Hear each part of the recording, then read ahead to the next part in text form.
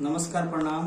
हम काकू बोलमुआ ताई आज हम बहुत खुश बनी कि बाबा हमारा साथे बनी शंभू बाबा। वही बात बा बबुआ, हम जिंदगी भर साथे रहे। एकदम ये प्यार और ये मोहब्बत चाहिए। जरूर मिली बबुआ, जरूर मिली। हाँ तो शंभू बाबा का कहता नहीं बोलो। ओए हमार बाबू काकू बोलमुआ, परेशानी में बनी। परेशानी में मत रहो, सब परेशानी भगवान का कृपा से दूर हो जाये।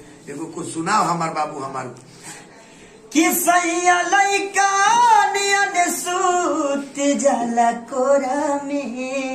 ये शंभू बाबा का हो उता कोरवे में सूत जाता हो। अभी का लड़काई के चाल नहीं छूटल, कटोरे कटोरे दूध पियता। सही बात बा। हाँ आवरी का करता रे ये काकू बोलमुआ कि सैया लइका नियन सूत जाला कोरा में, दिया के अजोरा में ना।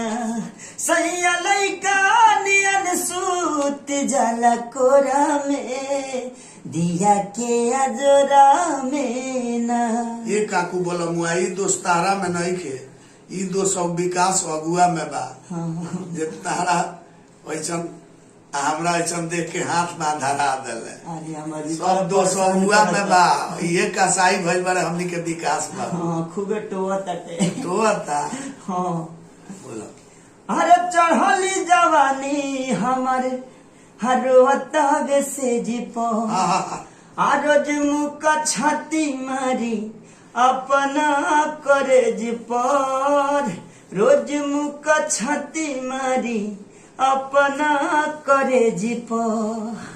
कि कहियो हाथ ना लगाए टिकोड़ा में। अरे बोलो रहो काकू बोलमुआ, छा गइलो। कि कहियो हाथ ना लगाए टिकोड़ा में। जय हो दिया के अजोरा में ना। सैया लइका नियन सूत जाला कोरा में, दिया के अजोरा में ना।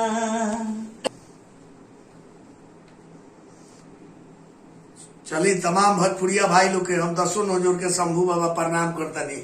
हमरा आशा ना पूर्ण विश्वास बा जे रउआ लोनी के हम सेवक शंभू बाबा हरदम सेवा कैले बानी सब कलाकार लोग खातिर। तो हम अपना काकू बोलमुआ खातिर रउआ सब से दसों नौजोर के प्रार्थना करब जैसे हमरा खेसारी बाबू के दुलार प्यार आशीर्वाद दे के रउआ सब आगे बढ़ौनी।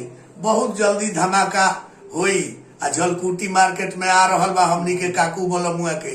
ऐसे रउआ सब से इहे निहोरा करब, आशीर्वाद दुलार प्यार दे के एकदम हमारा काकू बबुआ के झंडा लहराई लोनी। हमरा आशा ना पूर्ण विश्वास बा रउआ लोनी हमार गर्जियन है, हमार देवता है। रउआ लोनी ये सेवक के पुकार सुनी ले तो हम अपना खातिर ना, रउआ लोनी हमार भगवान है। काकू बोलमुआ के आशीर्वाद दुलार प्यार दे के आवे वाला दिन में एकदम खेसारी खानी इनकरो के खेसारी बना दी सबे। ये रउआ लोन से कह के हम प्रणाम करते।